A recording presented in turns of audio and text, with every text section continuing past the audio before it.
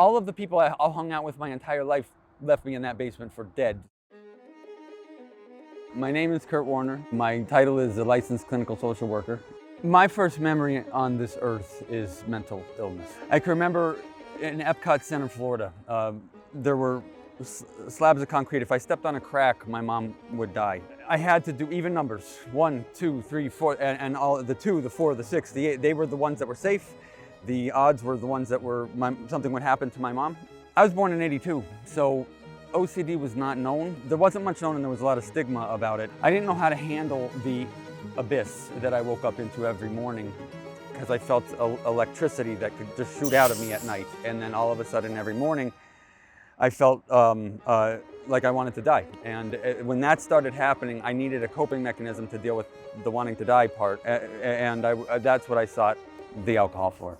That brought me into a group of people who were the worst thing for my mental health. At a party one night, I went out to get some privacy with a woman. I had to back up a car. I hit my brother's car, and the long and the short of it is they came out, assaulted me, and broke my left vertebral artery.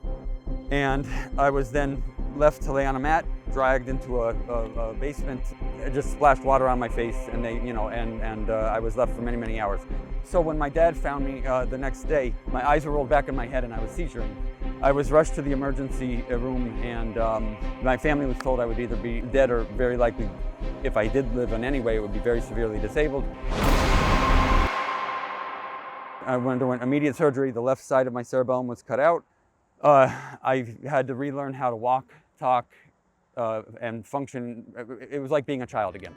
The support network I had, I would be nothing. I would have never fought as hard as I could to come back from my traumatic brain injury if it weren't for that support network. And what I mean by that is my mom in particular. I can't overstate the importance of her in my existence. My dad was wonderful too, but my mom in particular was always there with me every step of the way in all the darkness and everything else. Reading and the narrative, which is something I use actually, narrative therapy. The narrative is something that helps me understand the world, understand my brain, and reinterpret it. I cannot credit reading enough for my recovery because of how it helped me reimagine the world. William Styron, Sylvia Plath, it was people like them who helped me understand that it was okay to write about your mental illness. Every moment that's not spent working in terms of therapy is spent writing. I have 20 manuscripts now. I have 3 books published, and they make meaning in a way that few things do.